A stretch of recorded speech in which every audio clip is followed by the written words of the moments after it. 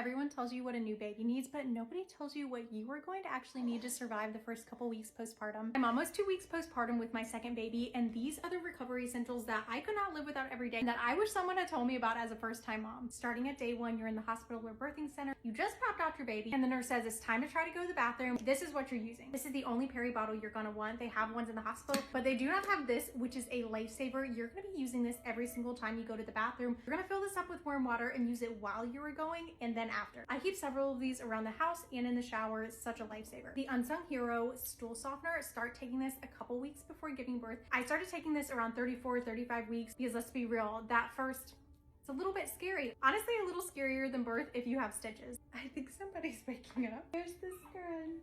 Homeboy had to eat, getting some tummy time right now. But another must-have is a baby wrap. I literally couldn't get a single thing done without this. Next, in the hospital, I love using these disposable diapers. These ones are so comfortable and they do feel really supportive. I have ones in the hospital, but they're just a little bit itchy. I felt like you had a Subway sandwich between your legs that was about to fall out at any time.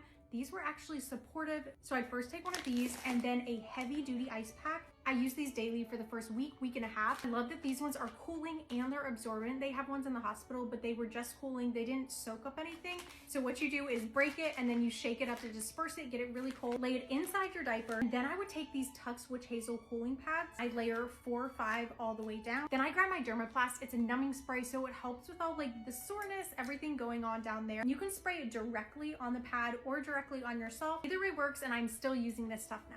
I use these every day for the first week and a half inside the diaper, but now I've graduated onto maxi pads and I just use these to line the inside of the diaper. This is a perineal relief foam. I did not bring this one to the hospital. I have been using it at home though. It's exactly like the Tux, but it's just in a foam form. Sometimes I will double up with these overnight. Typically, I just like to use the Tux during the day. Another fun thing you might get after birth are hemorrhoids. Both of these are creams that I have been loving and using. Absolutely love these boy shorts. They were some of my favorites after my first postpartum. Now I haven't worn these yet. I'm still in these because they absorb a whole lot. I actually hemorrhaged earlier this week because I had retained placenta, and so once I am fully healed from that, I will probably graduate onto these. Now, I could not survive without either of these. Pack them both in my hospital bag. This helps with afterbirth contractions, especially if you're breastfeeding. They can be super painful. You can take this one pretty much as needed. And this one is for emotional support or for like the baby blues. I swear it helps with the sundown scaries. It feels like the walls are closing in, all of that. I really like taking this and I feel like it helps. So this is everything that's been saving me as a very freshly postpartum mom. If you're a new mom or newly pregnant, I hope this is helpful.